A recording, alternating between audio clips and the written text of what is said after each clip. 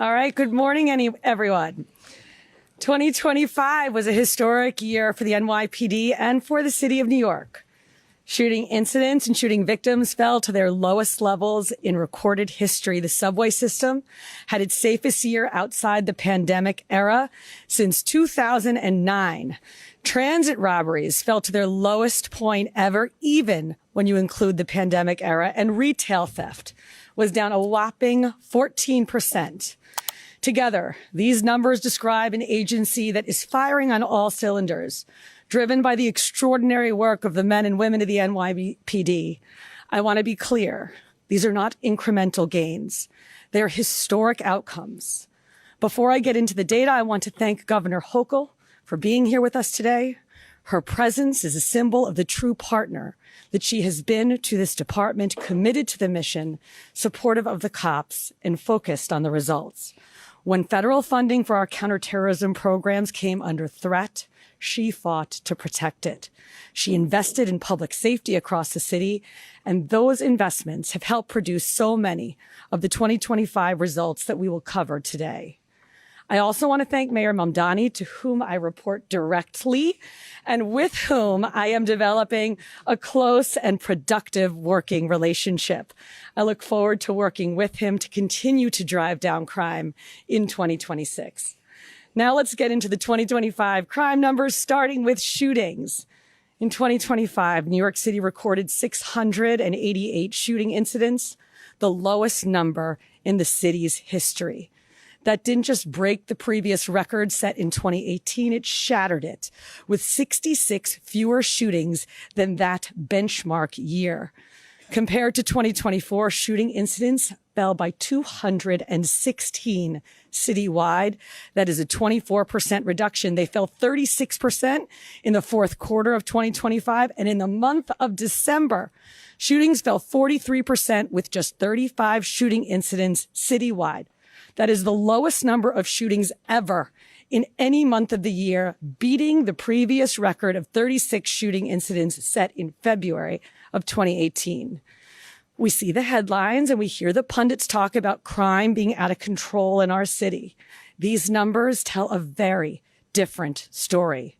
To put all of this into perspective, in 2025, we halved Chicago's more than 1,400 shooting incidents, despite having roughly 3 times the population. And we have Philadelphia's shooting total as well, despite having more than 5 times the population. This underscores just how far New York City has pushed gun violence down at a scale unlike any other city in the country. And it puts this moment into historical context. For decades, people have pointed to the early 1990s as the moment New York City turned the corner on gun violence, years that have been studied and written about. What is striking is that the drop in shootings from 2024 to 2025 was of a similar magnitude. Given all of this, it should come as no surprise that the number of people shot in New York City also fell to historic lows in 2025, with 856 shooting victims citywide.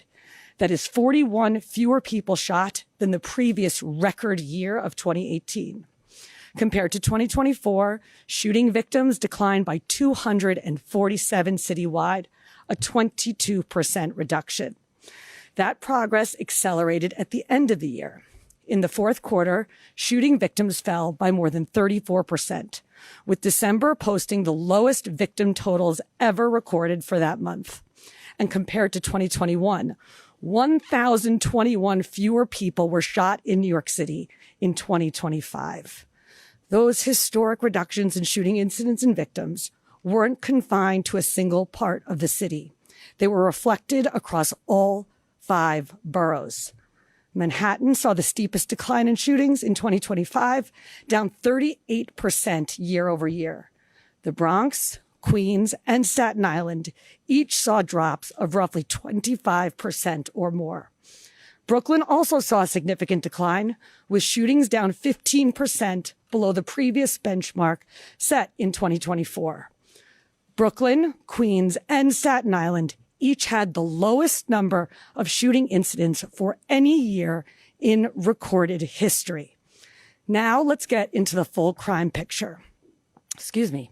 Major crime in 2025 was down 3% citywide, with reductions in all 5 boroughs, including a nearly 4% decline in public housing. Can someone just get me a glass of water? All good. Thank you.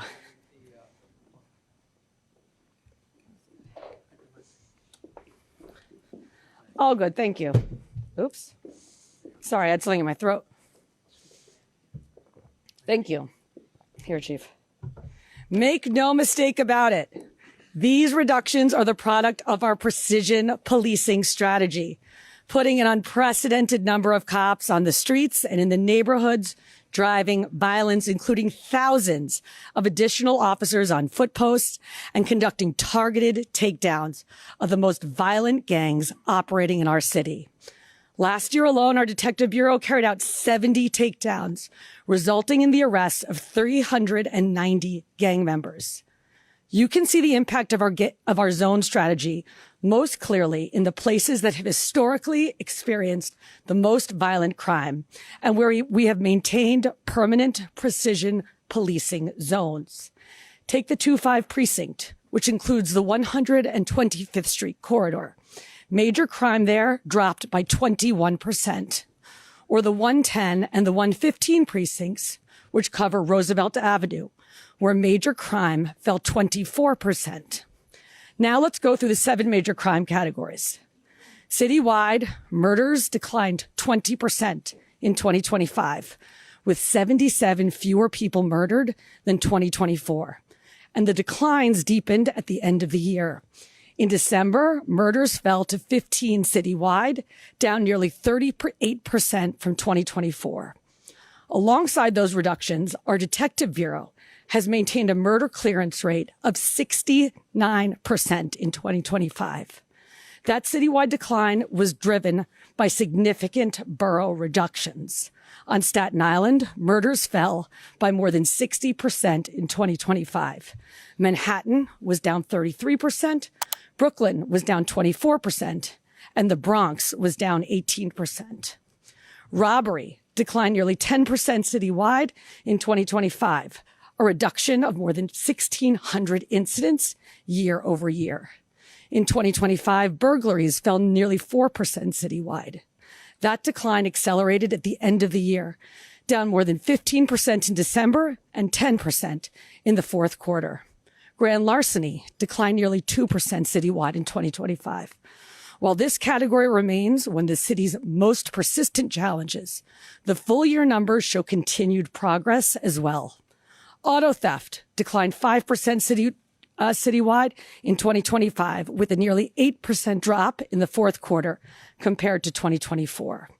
That late year decline reflects early progress from our work with auto manufacturers, including targeted efforts with companies like Honda to address vulnerabilities and disrupt theft patterns before vehicles are stolen. Felony assault remained virtually flat for the year. The overall picture on felony assaults is shaped by 2 important dynamics. First, assaults on public sector employees, which include police officers, increased by roughly 25% last year, a serious and unacceptable trend that reflects the risks our officers continue to face in the line of duty. Second, domestic violence continues to drive a significant share of felony assaults, accounting for nearly 40% of these crimes citywide. The NYPD made fundamental changes at the end of last year to how these domestic violence cases are handled. In October, we created the Domestic Violence Unit within the Detective Bureau, a survivor-centered, trauma-informed approach that places specialized investigators in every precinct. It ensures continuity from complaint through prosecution, and it brings consistency and accountability to cases that demand it. Citywide, rapes were up 16%, largely due to a state law that went into effect in September 2024, which rightfully broadened the legal definition of rape to capture the full range of these crimes. Within that increase, domestic violence-related rapes rose by 25% and now account for roughly half of all reported rape cases citywide. That's why domestic violence cases, including sexual violence, are now being handled through the NYPD's Domestic Violence Unit with the focused attention that they require. I am looking forward to that starting to pay dividends in 2026. And progress extended into our transit system.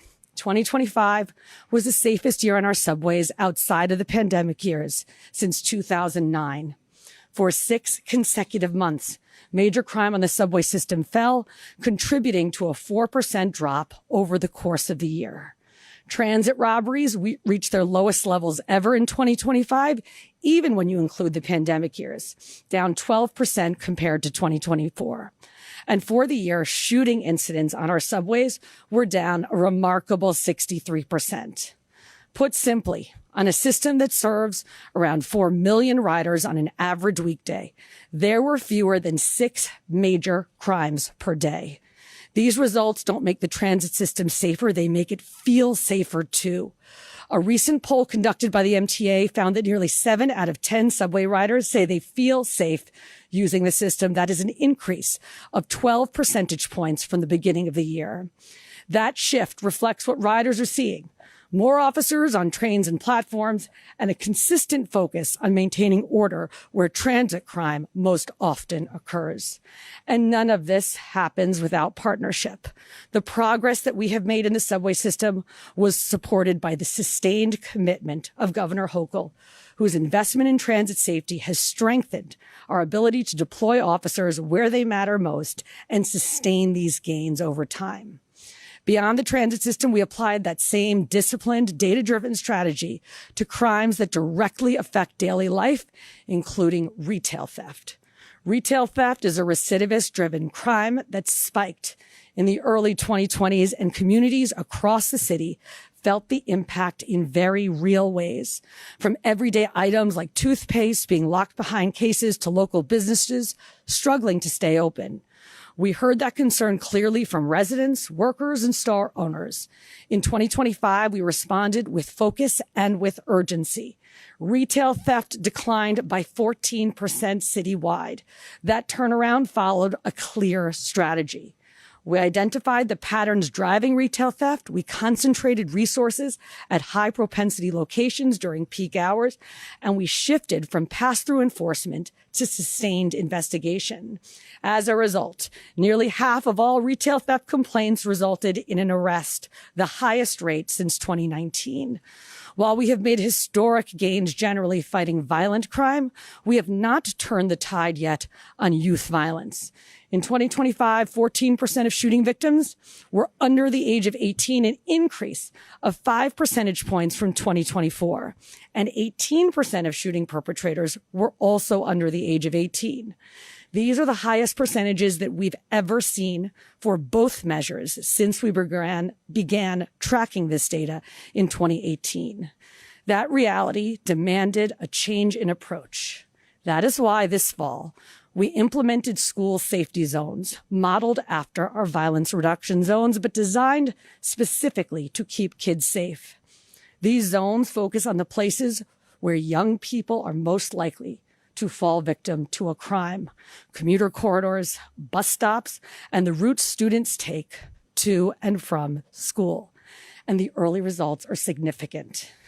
Since September, within these zones, overall crime was down 53%, and shooting incidents and shooting victims are down there more than 75%.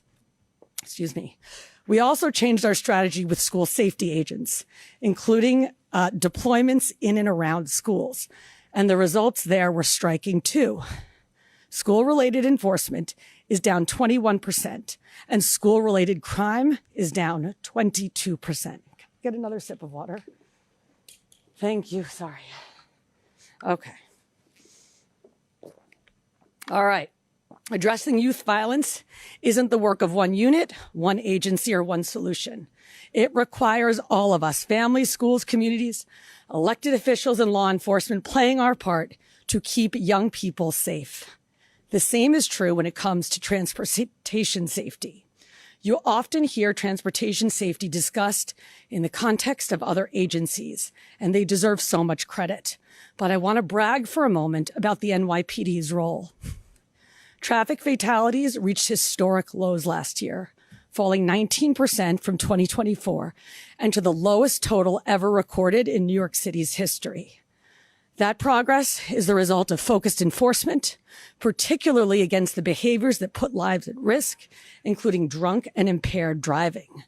Through sustained DWI enforcement and targeted deployments, NYPD officers are taking dangerous drivers off the road. Last year, DWI arrests were up 15% compared to 2024. Safety in our streets depends not only on enforcement, but on our own judgment. In February, the NYPD updated its vehicle pursuit policy to limit pursuits to the most serious and dangerous crimes. The impact was immediate. Last year, vehicle pursuits dropped by more than 60% compared to 2024. Just as important, the risks associated with pursuits declined sharply as well. Fatalities fell by more than 80%, collisions dropped by nearly 50%, and injuries were cut almost in half. Next, quality of life. Since April, our quality of life teams have been responding to the daily issues eroding people's sense of safety, specifically as they were reported through the 311 system. That work is happening against a backdrop of sharply increased demand. Since 2019, 311 calls have increased by 104%. Even with that surge, citywide response times for chronic quality of life issues improved by an average of 22 minutes in 2025. Service times dropped by more than 14%, and contact resolutions through 311 increased by more than 16%. In 2025, hate crimes declined 12% citywide. Anti-Semitic incidents also declined, down 3% over year, but they still accounted for 330 cases, representing 57% of all hate crimes reported in New York City, despite Jewish New Yorkers making up roughly 10% of the city's population.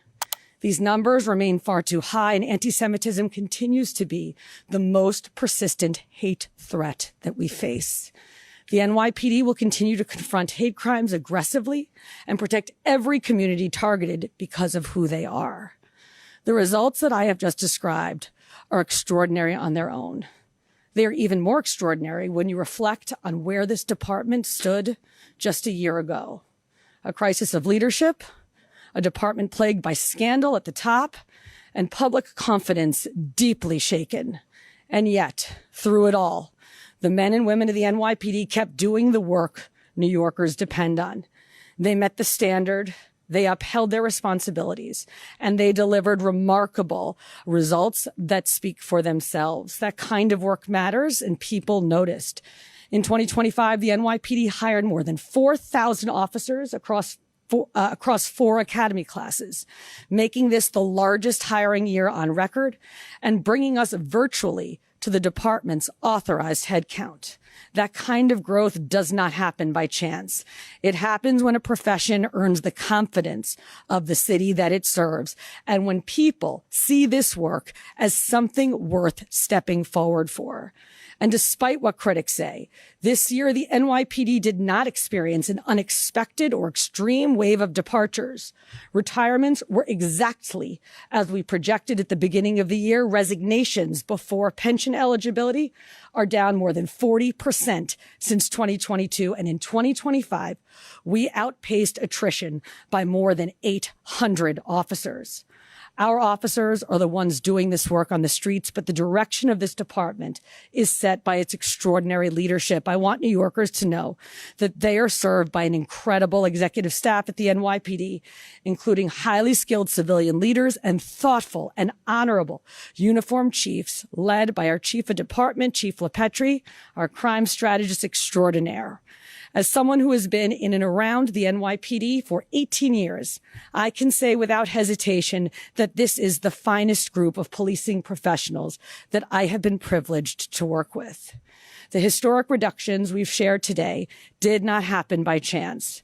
They are the product of a department that confronts reality as it is, identifying the challenges in front of us, developing strategies to meet them, and executing those strategies with discipline and with precision. That approach is deliberate. It is precision policing, a data-driven, scalpel approach that focuses effort where they matter most. It means putting officers where crime is actually happening, when it is happening, and staying there long enough to make systemic change. But all of this is only possible because of the men and women of the NYPD. It shows up in the decisions that they make on the streets, in investigations carried to their conclusion, and in the quiet consistency required to hold the line across a city this large and this complex. I want to be clear. As the year turns, our crime-fighting posture remains unchanged. The standard we set for ourselves remains high, and the commitment to support the men and women who do this work remains absolute. With that, I will now turn it over to Mayor Mamdani. Thank you.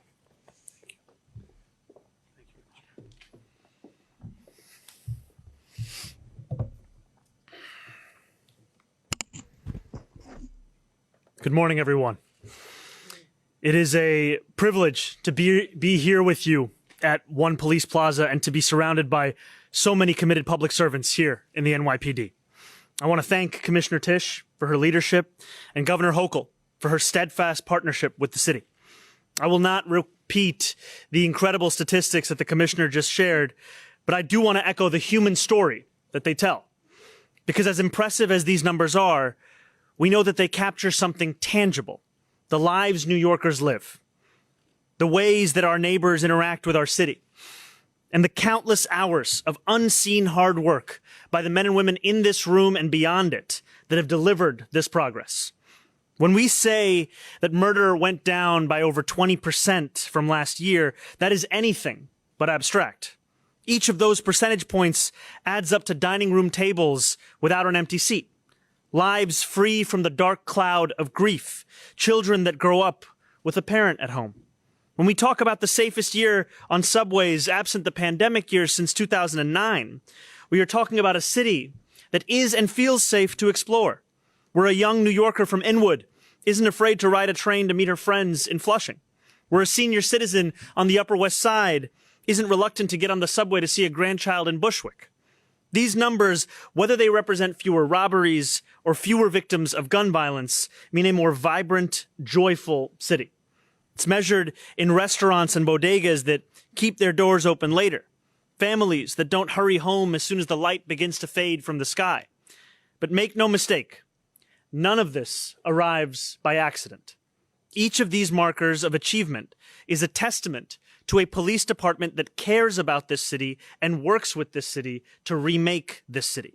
Thank you to those who are here at One Police Plaza and to those across our 5 boroughs for the work that you all do in making today possible. As we lead together, I want to see these numbers continue to drop, to continue to nurture the partnership between the NYPD and the communities across the city, and to empower our police force to focus on the serious crimes that they signed up to tackle.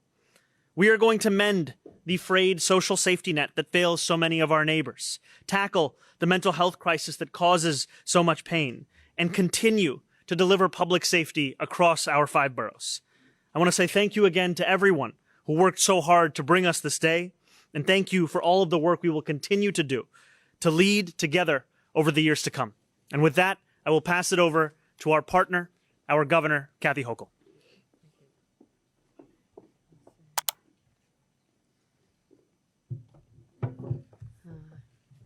Good morning, everyone. Thank you, Mayor. Thank you for reminding us of the humanity that is involved here when our men and women in uniform go out and save lives and prevent crimes and solve crimes. There are real people whose lives are not shattered. There's families not spending the holidays in an emergency room waiting for hopefully some positive news. or the continuation of therapy that's required, mental health and physical therapy when people are victims of crime. So, yes, there's a very human story behind these numbers that we don't want to have lost, but these numbers are nothing short of extraordinary. I want to thank Commissioner Tisch for providing the leadership that this department has needed, and the executive team that responds to that leadership so forcefully, so successfully, and all the people who are out there on our streets and in our subways and our neighborhoods who now feel that sense of pride again of being a member of the NYPD. That is a direct tribute to you, your philosophy, your way you're empowering others to do what they know how to do, and I thank all of you for that. And so we can talk about the numbers again. I'm not going to repeat them all, but I do want to say these reductions in crime that we're talking about today, and we are, again, as a football fan, we are not spiking the football because we always know that something could change. But today is a milestone, something we could not have foreseen, I believe, 4 years ago when I first became governor. We were in the depths of a crime crisis throughout the nation, not just New York, not just New York City, but across the nation. But we were besieged by crime. Shootings had doubled in just a couple of years. Repeat offenders were routinely being sprung free out to commit crimes again. Thieves were ransacking our local businesses with impunity, and people just felt so unsafe. And it wasn't just our residents. The word was out among people who might visit from other states and other countries. Oh, it's a dangerous place. Don't go there. That's what we are entering just a few four short years ago. So I also made a vow. I would take this on directly, with resources and with commitment. And I decided we needed to do a better job of aligning our state and city crime-fighting efforts because we had been operating as independent actors, but with the same objectives. It did not make sense to me. So I said we'll do everything in my power to restore safety and order to our communities. And we got to work, even statewide. I launched the first in the nation interstate gun interdiction task force. There are now 12 states, and working with the NYPD in New York, that share information, that track the iron pipeline, the flow of guns coming into our state, whether up 95 or up 81 from Pennsylvania, gun shows to our streets in the Bronx and in Syracuse. So we focused on this. Also, we had not properly invested in fighting crime. In my term as governor, we've invested $3 billion across the state, but significant numbers here in the city of New York to assist, because it's asking a lot for localities to be able to use the latest crime technologies. We've invested in drone technology and license plate readers and all the other avenues that are expensive for locals to do, but the state steps in and we say, we can help you with that. And I've been proud to announce that all over the state of New York. We also had addressed our criminal justice system and had common sense legal reforms. Stronger bail laws to keep repeat offenders off the streets.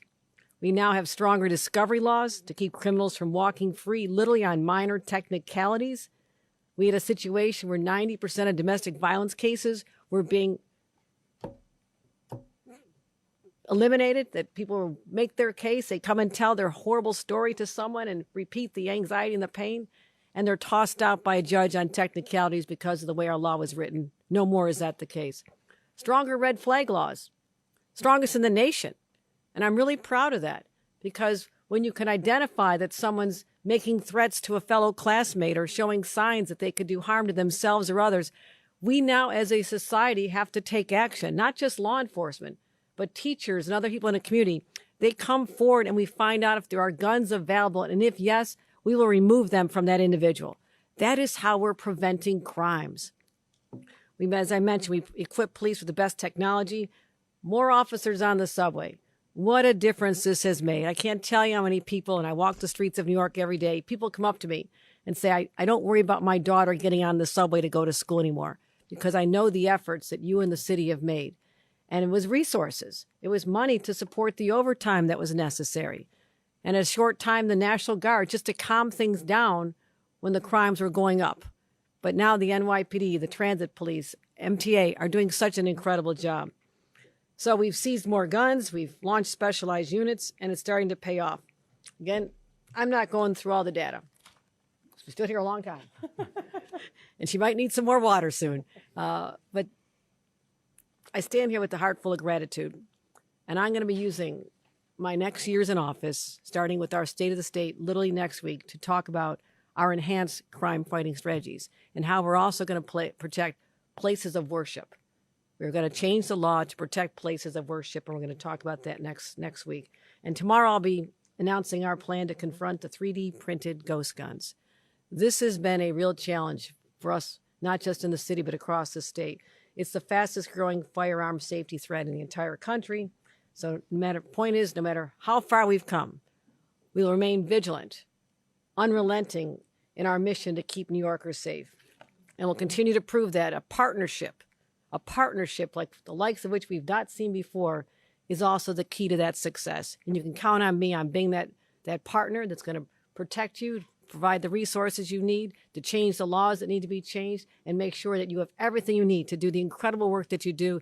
So I'm here to say thank you to the NYPD, from our commissioner on down to the executive team, but certainly the people on the street that I always say hello to when I'm walking by, and just say thank you, because these are tough, tough jobs. We should never forget that. And I thank our mayor for having the wisdom to continue this leadership, because the numbers are showing that when you put a strategy together, have the team to execute, put the resources behind it, we can keep New Yorkers safer. And that's what it's all about. Thank you very much. Okay, folks, so the way this is going to work, we're going to do on-topic questions first about the 2025 crime stats. After that, we're going to take a quick lead, let our NYPD's next lead, and then we'll do some off-topics with the governor mayor. Okay? Start with Dean first. Two questions. First one for the mayor. When you look at these stats, is there anything you feel like you're going to change in regards to the previous administration? And also for the commissioner, people want to know if the NYPD is going to stay this course. So is there any changes you've seen about what works for the mayor? Our crime fighting strategy in New York City is working. Now, I am never satisfied with the status quo just because it's the status quo. We're always going to look for ways to sharpen and refine. But I think it's very clear that our approach in particular to violent crime in New York City and to subway crime in New York City has led to historic results. And I don't have any changes on the top of my head that I can think of to it at this time.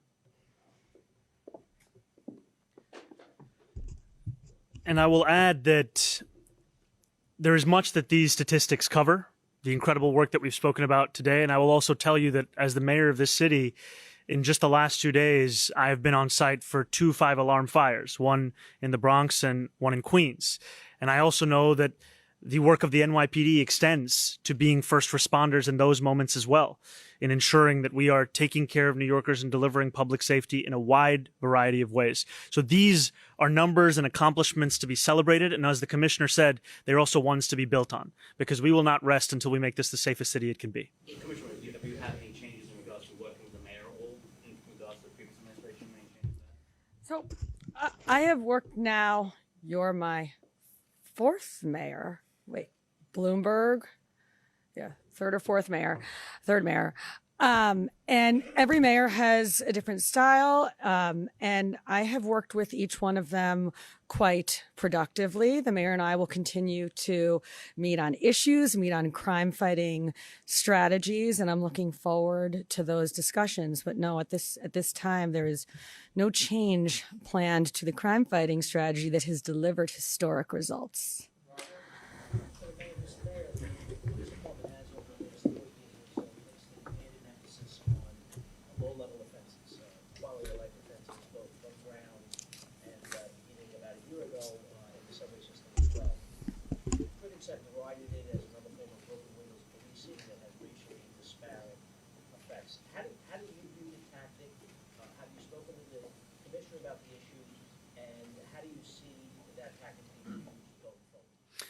Look, I think as the commissioner said, the two of us are in constant communication. And what New Yorkers deserve and what we are fully aligned on is the fact that we need to see genuine public safety across the city. And that is something that is felt when New Yorkers can walk through their neighborhood without fear or without concern. That is something that is felt when they see a city government that is addressing the fundamental concerns that actually underpins the misdemeanors and the minor crimes that we're speaking of.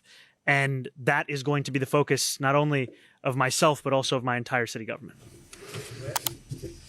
I just want to add to that the Quality of Life Division is by no means a return to broken windows policing. It was done in response to a doubling in the number of 311 complaints that we have received in New York City over a period of 4 years. Those are people from every neighborhood in the city calling the city for help on quality of life concerns. Now, they vary neighborhood to neighborhood, but one thing that is true across all of them is that there are quality of life problems. And so the Quality of Life Division was designed to make the NYPD more responsive to 311 in much the same way that historically we have been quite responsive to 311. So we're responding to noise complaints. We are moving abandoned vehicles that have taken up parking in front of someone's home for months. These are things that we had not historically been responsive to, and New Yorkers were begging us for help. Charles, Jocelyn, if I can ask about the gang database, you mentioned that there were 70 takedowns, and did the gang database contribute to those takedowns, and did that conflate with the mayor's intended direction for the department going forward? So I have been very clear that the gang database is a tool that has helped us both in terms of fighting gun violence. Certainly when we have a shooting in the city, we use the gang database to anticipate where we may see retaliatory violence, and that has helped drive our gun violence down. But yes, it also contributed to the gang takedowns that have been so successful this year. Does that conflate with the mayor's intended I gotta keep direction? moving, Charles. Julia? Yeah, Commissioner, what if anything changed with precision policing that is bringing about this connection on nearly every level? Yeah, so a few things. First, we went all in on it. We had thousands of cops basically all year long, but particularly over the summer when we know that gun violence has historically surged, working overnight foot posts on the streets and in the neighborhoods where gun violence has been the most persistent problem. And those deployments have shown unbelievable results. But we also have better data and more refined systems than we have ever had in the past. And one of the things that I have enjoyed working with here is leveraging that data and those systems to make sure we are going after the right people and putting the cops in the right places.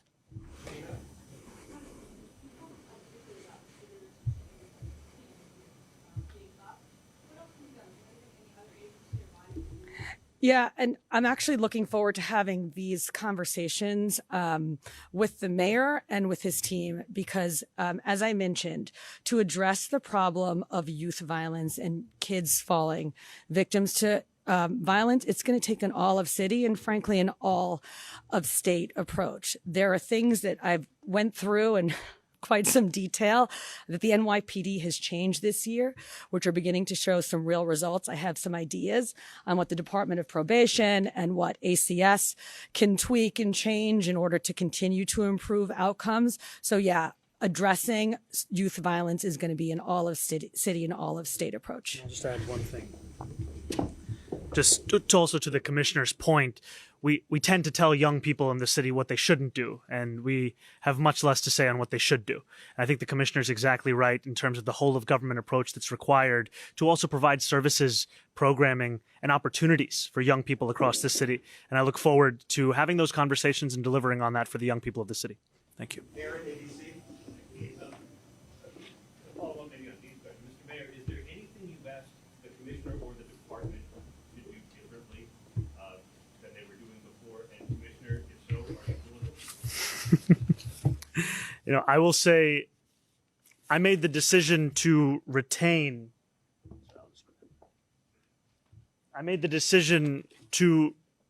Police Commissioner Tisch because of the work that she was doing. And that was work that could be measured in statistics of the kind that we have shared today, and also in the manner in which she tackled the crisis at hand at the upper echelon of the department that she was inheriting. And what we are seeing are the fruits of that work, and I look forward to continue to building upon that. Tony? You had 25,000 guns seized last year, probably a comparable amount before that. That's a lot of guns. I think Celebrate that. Unstoppable. What can be done? In terms of getting the gun violence, well, In terms of stopping the federal government can help out by shutting down the pipeline of guns into this city. Last time I checked, there are no gun manufacturers based in New York City. So I think we will obviously at the NYPD continue to do everything that we can in our power, including our precision policing, putting cops where they need to be, doing focused investigations. But it would be great if we could stop the pipeline into the city. And a lot of that falls on the federal government to do. Okay, we do one more last on topic. Henry? Yeah. I'm Mayor Mamdani. Thank you, sir. As you look at these numbers here today, at a certain point, do you think if it ain't broke, don't fix it? Are you rethinking how you'll do the Department of Community Safety, or if you'll reduce police overtime, or if you'll transfer some of those responsibilities, tackling quality of life, away from the police department? I think these numbers showcase a police commissioner, an executive team, and a department that are delivering for New Yorkers. And also, as the commissioner has said, as well as the governor has said, we cannot rest on these results. We have to build on these results. And I appreciate the commissioner and I's shared focus on doing so, and the fact that the creation of the Department of Community Safety is one that will also help to alleviate some of the immense, ever-growing burdens we are putting on this department. I think the commissioner remarked upon the number of 311 calls that have increased over the years. In an annual year, the department is facing 200,000 calls on mental health crises alone. So there is no question of what the department needs to continue to do. And also, I can tell you that as a New Yorker, I know there are more important things than for a police officer to be asked by a tourist in Times Square which train is working, which exit they can use, which elevator is functioning. That means that there are opportunities for us to supplement this work and to ensure that we actually empower officers to do the work that they signed up for. No, we feel that this is an impending threat to New York. Minnesota has already received a letter that identifies there'll be a suspension of funds that cover essential programs, including childcare. And I have to ask the question, why is there such a frontal assault on children in this nation from this administration? Just back in November, they stopped feeding our kids. Now they won't vaccinate our kids. They're not allowing their parents to have their health care premiums covered without going up dramatically to make sure that our kids are raised safely and healthy. And now they don't give a damn about child care for kids. So this is a fight we're going to have to take on if we get that notification. It's vindictive.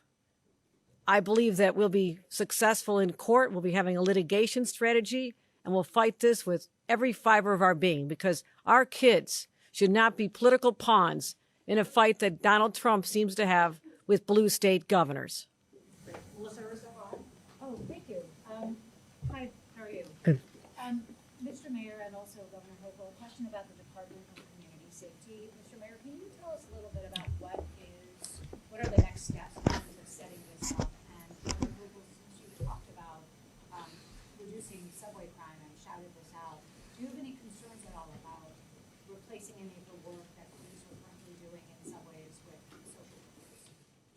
So this is work that is ongoing within our administration. The focus is on building this Department of Community Safety.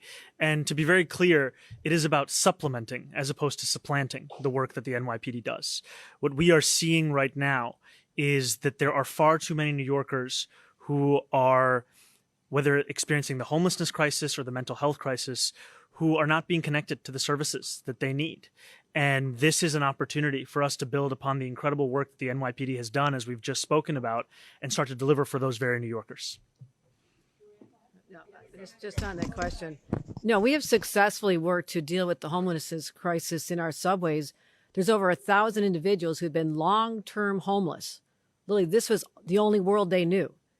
And they're now in supportive housing because of a scout teams that we help fund and other initiatives where we send in mental health professionals with law enforcement to back them, but it's also to develop relationships with them. So I feel confident that we're going to continue funding the overtime for NYPD in the subways. I'll continue that path.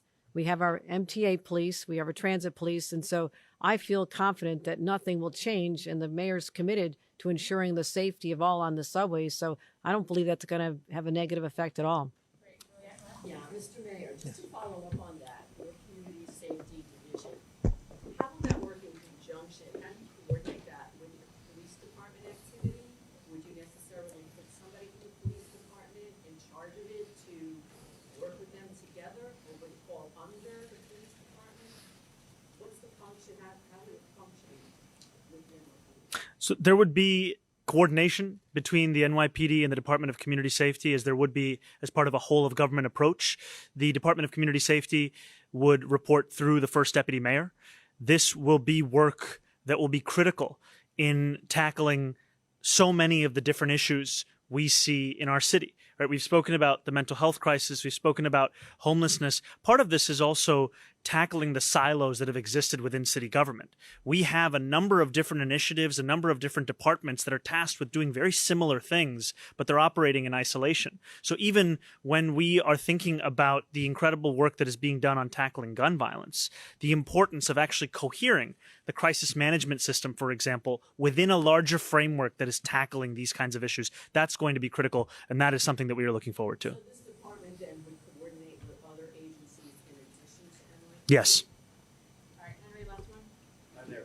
Governor, you mentioned protecting houses of worship. This in some way would kind of backtrack on an executive order that Mayor Mamdani just pulled back upon taking office. So can you talk about working through that policy? And please go ahead, Mayor. Yeah. We'll vote. Yeah.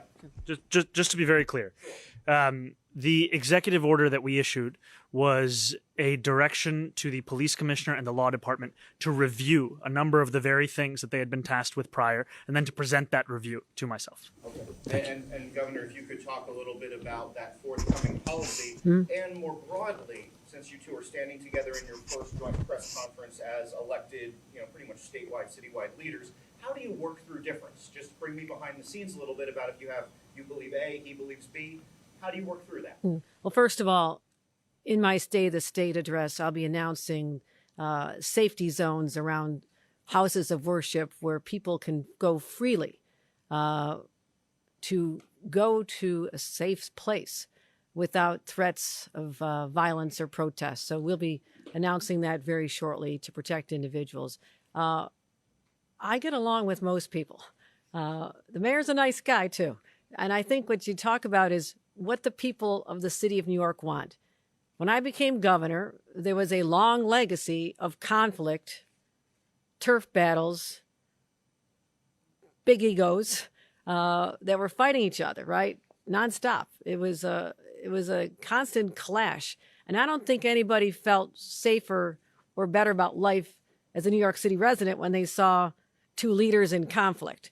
I took that lesson to my last 4 years, and I worked with Bill de Blasio successfully for a few months. I worked with Eric Adams, and I'm looking forward to working with Mayor Mamdani because that's who I am. I don't need to have a public fight just for my ego's satisfaction. I believe we can work out issues as we have been. Even before the election, our teams have been talking nonstop. They're embedded as we talk about the priorities of the city and our priorities and how we blend them together heading into our next budget and in our State of the State. So I feel very confident that New Yorkers will not get the drama that perhaps is only enjoyed by the press, but it's not going to be there because we have work to do. We have a city and a state that are counting on us to actually lead and not be actors in a larger political theater. And I will just add one thing to what the governor said, which is that I remember when the governor became the governor of our state, one of the first acts that she took was to actually get the money out of ERAP and into New Yorkers' households across the state. And to me, it was an example of what it can look like when the focus is on the work, the focus is on the results, the focus is not instead on continuing that legacy of conflict between City Hall and Albany.